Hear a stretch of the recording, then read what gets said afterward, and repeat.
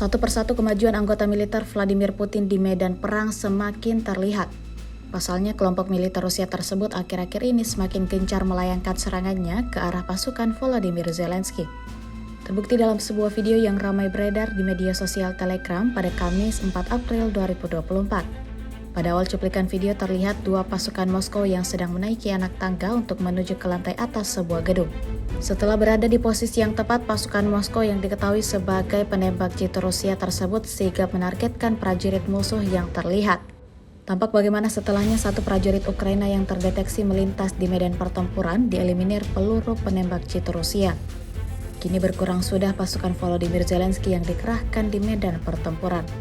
Diketahui kemudian dari narasi unggahan, video tersebut menampilkan karya penembak jitu dari Siberia dan Ural dari OGV BRMP ke-155 Ordo Zhukov, kelompok Yarogo Rusia.